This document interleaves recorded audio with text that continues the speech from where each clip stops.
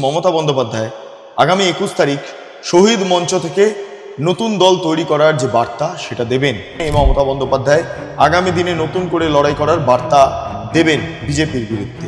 এবার ঋতব্রত বন্দ্যোপাধ্যায় শিবির তারা করছেন গান্ধী মূর্তির পাদদেশে 21শে জুলাই পালন। 21শে জুলাই তেও এদিক সেদিক অমুক তমুক বিভিন্ন জায়গাতে 21শে জুলাই পালন হবে। 4 তারিখের পর 5 তারিখ যদি অভিষেক বন্দ্যোপাধ্যায় বলতেন আমি পদত্যাগ করছি, আমার এই হারের ফলাফলের জন্য আমি একমাত্র দায়ী, তাহলে তো আজকে দলটা এভাবে ভাঙত। পরাজয়ের জন্য যদি অভিষেক বন্দ্যোপাধ্যায় দায়ী হয়, তাহলে 24-এ যে তৃণমূল কংগ্রেস 29টা আসন পেয়েছে তার কৃতিত্বও আমার।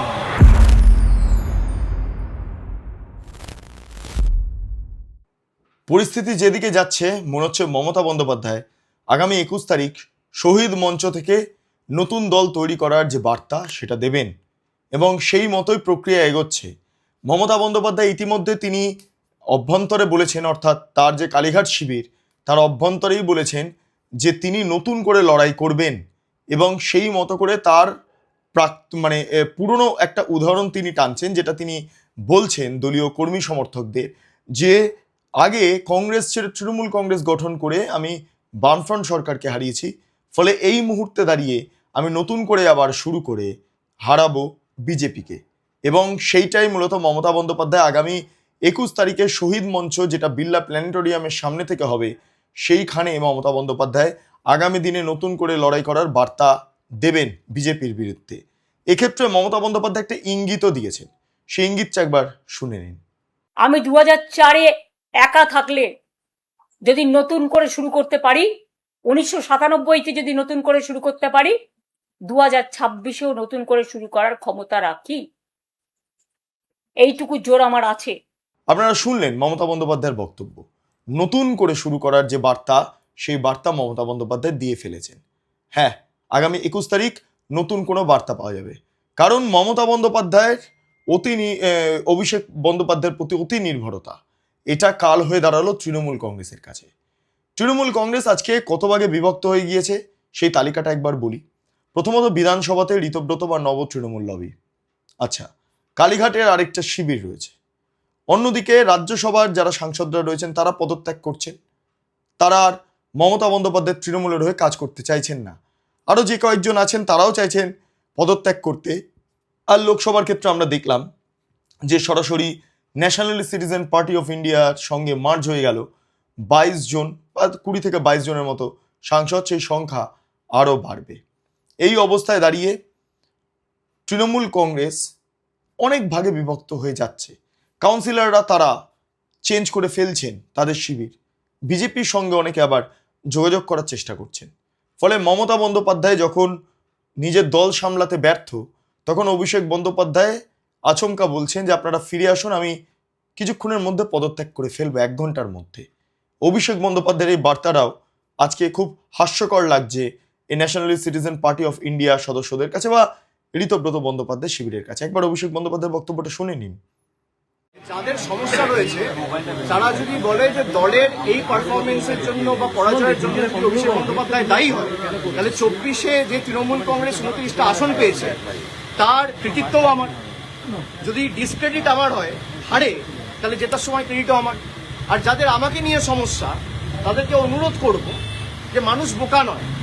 আজকে 18 তারিখ, আপনি 19 তারিখ আসুন, 20 তারিখ আসুন, 21 তারিখ আসুন, যবে আসার আসুন, আজকে চলে আসুন। আপনারা ফিরে আসুন, আমি 1 ঘন্টার মধ্যে ইস্তফা দিয়ে দিচ্ছি। কেউ আসবে না। ডিল হচ্ছে ওদিকে যাও, অভিষেক ব্যানার্জিকে গালাগালি দাও, তোমাকে বেঁচে থাক, তোমাকে বাঁচিয়ে রাখবো, ইডিও ধরবে না, সিবিআইও ধরবে না। যাদের বিরুদ্ধে ভুড়ি ভুড়ি অভিযোগ তারা এখন হয় পুলিশের কাছে ধৃত, না হলে বালিশ চাটা ঋতব্রত। আপনারা শুনলেন অভিষেক বন্দ্যোপাধ্যায়ের বক্তব্য। এবার আসি আরেকটা বিষয়তে। আজকে মমতা বন্দ্যোপাধ্যায়ের এই অভিষেক বন্দ্যোপাধ্যায়ের প্রতি অতি নির্ভরশীলতা বা অভিষেক প্রীতির কারণে 21শে জুলাই কতগুলো হচ্ছে ভাবুন, ভাবতে পারছেন? একবার দেখুন, শোনা যাচ্ছে কাকুলি ঘোষ দস্তিদার, যিনি ওই মুভমেন্টের সঙ্গে ছিলেন, 21শে জুলাই মুভমেন্টের সঙ্গে ছিলেন, তিনি বলছেন যে দিল্লিতে 21শে জুলাই পালন করবেন। আচ্ছা, কংগ্রেস আগে বিধান ভবনের অভ্যন্তরে করতেন, কংগ্রেস এবার করবেন শহীদ মিনার ময়দানে। আচ্ছা, এটা বাদ গেল। এবার ঋতব্রত বন্দ্যোপাধ্যায় শিবির তারা করছেন গান্ধী মূর্তির পাদদেশে 21শে জুলাই পালন। আর তারপর মমতা বন্দ্যোপাধ্যায় বা কালীঘাট লবির তৃণমূল তারা বিড়লা প্ল্যানেটোরিয়ামের সামনে এই 21শে জুলাই পালন করবেন। অর্থাৎ এই পরপর পালনগুলো আমরা দেখতে পাচ্ছি, এত ভাগে বিভক্ত হয়ে গেল। 21শে জুলাইতেও এদিক সেদিক অমুক তমুক বিভিন্ন জায়গাতে 21শে জুলাই পালন হবে। ঠিক আছে, এই হলো বিষয়বস্তু। এর জন্য দায়ী কে? আগে তো মমতা বন্দ্যোপাধ্যায় একাই 21শে জুলাই পালন করতেন। তাহলে আজকে মমতা বন্দ্যোপাধ্যায় এবং অভিষেক বন্দ্যোপাধ্যায়ের জন্য এতগুলো যে 21শে জুলাই হচ্ছে, তাহলে এর জন্য দায়িত্ব কেবলমাত্র অভিষেক বন্দ্যোপাধ্যায়। কিন্তু অভিষেক বন্দ্যোপাধ্যায়ের ভুলটা মেনে নিতে পারছেন না মমতা বন্দ্যোপাধ্যায়। অভিষেক বন্দ্যোপাধ্যায় সব দোষ মাফ করে দিচ্ছেন মমতা বন্দ্যোপাধ্যায়। কি বলেছিলেন মমতা বন্দ্যোপাধ্যায় একবার শুনে নিন। অভিষেকের সব অন্যায় ক্ষমা হয়ে গেছে যদি আপনাদের চোখে কোনো অন্যায়ও করে থাকে, যে সে আজকে লড়ে যাচ্ছে বাঘের মতো, এরাই লড়বে। আচ্ছা, এই তো গেল বিষয়। এবার কাকলি ঘোষ দস্তিদাররা তারা বলছেন যে অভিষেক বন্দ্যোপাধ্যায় অনেক দেরি করে রিয়েলাইজেশন করছেন, অনেক দেরি করে রিয়েলাইজেশন করলেন। এটা যদি 4 তারিখের পর 5 তারিখ যদি অভিষেক বন্দ্যোপাধ্যায় বলতেন আমি পদত্যাগ করছি, আমার এই হারের ফলাফলের জন্য আমি একমাত্র দায়ী, তাহলে তো আজকে দলটা এভাবে ভাঙতো না। কিন্তু মমতা বন্দ্যোপাধ্যায় সেটা মানতে নারাজ, আর নারাজ বলেই আজকে এই কাণ্ড। তৃণমূল কংগ্রেসটা এত ভাগে বিভক্ত হয়ে গেল।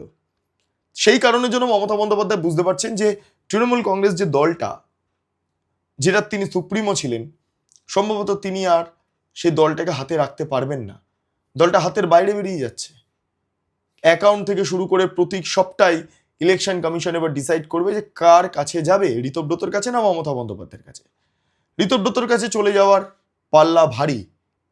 ফলে এক্ষেত্রে দাঁড়িয়ে মমতা বন্দ্যোপাধ্যায় অল্টারনেটিভ ভাবছেন, এবং সে ভাবনার বহিঃপ্রকাশ ইতিমধ্যে তিনি করে ফেলেছেন ফেসবুক লাইভের মাধ্যমে। এবার বাকি থাকলো 21শে জুলাই। 21শে জুলাইতে মমতা বন্দ্যোপাধ্যায় যে বক্তব্য রাখবেন তার মধ্যে সম্ভবত এই নতুন করে শুরু করার বার্তাও তিনি দেবেন। আর সেটা যদি হয়ে থাকে তাহলে আরেকটা নতুন দলের সূত্রপাত এ রাজ্যে হতে চলেছে। যদিও অভিষেক বন্দ্যোপাধ্যায়কে নিয়েই মমতা বন্দ্যোপাধ্যায় যে এগোবেন এটা তিনি নিশ্চিত করে ফেলছেন তার বিভিন্ন বক্তব্যের মাধ্যমে। ফলে এক্ষেত্রে দাঁড়িয়ে নিচুতলার কর্মীরা যারা এখনো পর্যন্ত মমতা বন্দ্যোপাধ্যায়ের ওপর ক্ষুব্ধ নন, কেবলমাত্র অভিষেক বন্দ্যোপাধ্যায়ের ওপর ক্ষুব্ধ, মমতা বন্দ্যোপাধ্যায়ের অভিষেক প্রীতি এখনো যে বর্তমান সেটার প্রেক্ষিতে দাঁড়িয়ে ওই নিচুতলার কর্মীরাও সরে যেতে পারেন। অত্যন্ত ভয়ঙ্কর একটা পরিস্থিতি তৃণমূল কংগ্রেসে তৈরি হতে চলেছে, এবং মমতা বন্দ্যোপাধ্যায় এটা আঁচ করতে পেরেছেন, এবং আঁচ করার জেরেই আজকে এই কাণ্ড। কি করবেন মমতা? কি করবেন? কোথায় যাবেন? নতুন দল যে তৈরি করবেন একটা ভাবনা চিন্তা করেছেন, কিন্তু সেই দলও কি পারবে? এত পয়সার জোগাড়, এত কিছু, এত লোকজন কোথা থেকে পাবেন? মমতা বন্দ্যোপাধ্যায় পুরসভা নির্বাচন করানোর মতো কাউন্সিলর পর্যন্ত খুঁজে পাচ্ছেন না। তারপর তো বিধানসভা লোকসভা ছেড়ে দিন। অভিষেক বন্দ্যোপাধ্যায় প্রতিবার চ্যালেঞ্জ দেন বড় বড়, এবং সেই চ্যালেঞ্জে হারেন।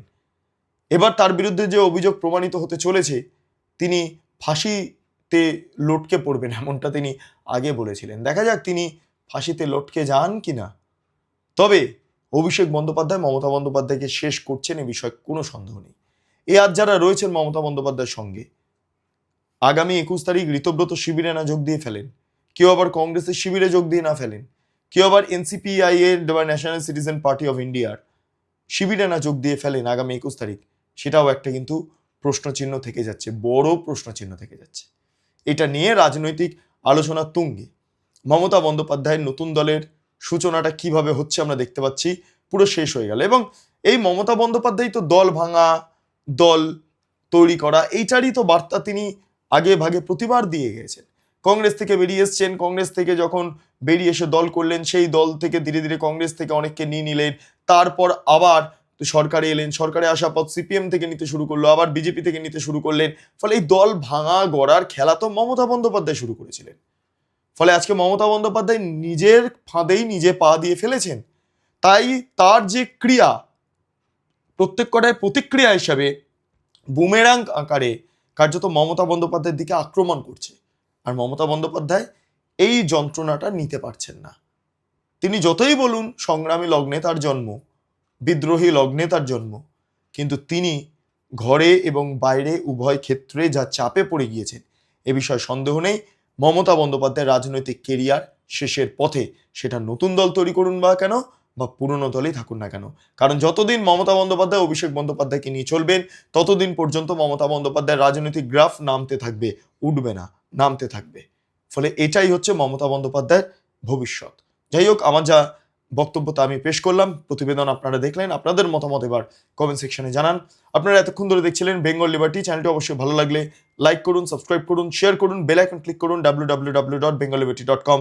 সেখানে ক্লিক করুন, সমস্ত খবর আপনাদের জন্য সাজানো রয়েছে। পাশাপাশি আরও দুটি YouTube channel, Bengal liberty live, Bengal liberty news, সংশ্লিষ্ট দুটি ইউটিউব চ্যানেলে আপনারা প্রবেশ করুন, লাইক করুন, সাবস্ক্রাইব করুন, শেয়ার করুন, বেল আইকন ক্লিক করুন। তিনটি social media handle, Bengal liberty Instagram, Facebook এবং এক্স হ্যান্ডেল, সেখানে প্রবেশ করুন, ভাবা প্র্যাকটিস করুন, স্বাধীন কাঁচিন এবং গেরিলা সাংবাদিকতার পাশে দাঁড়ান। অসংখ্য ধন্যবাদ।